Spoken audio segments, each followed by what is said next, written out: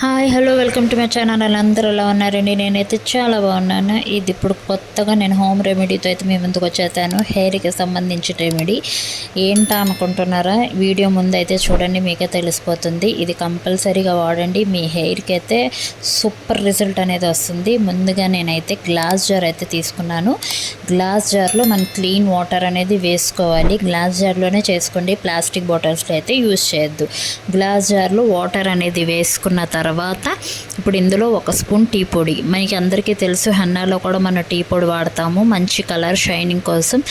ఈ డికాషన్ మొత్తం దిగిపోతుంది మనకి. అందుకే తర్వాత మెంతులు అనేది మన హెయిర్కి జిగురు అనేది ఇస్తుంది, షైన్ అనేది ఇస్తుంది, హెల్దీగా మనకి వర్క్ అవుతుంది. మెంతులు కూడా 1 స్పూన్ అయితే తీసుకున్నాను. తర్వాత ఒక 10 లవంగాలు అయితే తీసుకోవాలి. ఇది కూడా మన హెన్నాలో వాడతాం కదండి, కలర్ కోసం.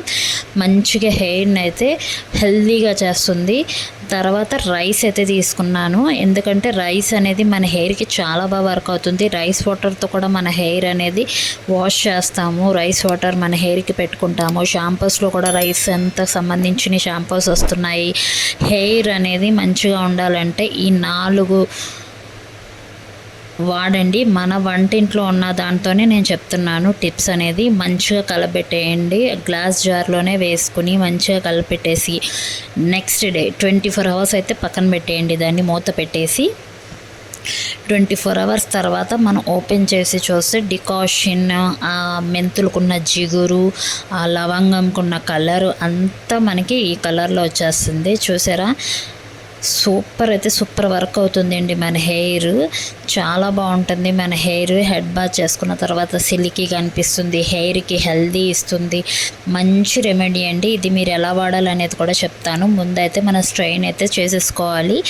ఇలాగ మనం స్ట్రెయిన్ అయితే చేసుకున్న తర్వాత ఇది మళ్ళీ అదే జార్లో స్టోర్ చేసుకొని వాడొచ్చండి.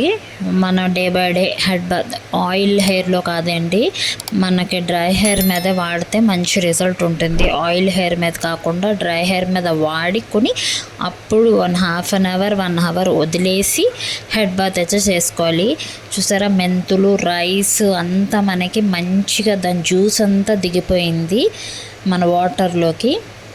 ఆ జిగురుగా కనిపిస్తుంది మీకు లైట్గా. ఆ రైస్కున్న మనకి ఆ రైస్లో, ఆ లవంగంలో, ఆ మెంతులంతా మనకి జ్యూస్ అంతా ఇందులోకి వచ్చేస్తుంది.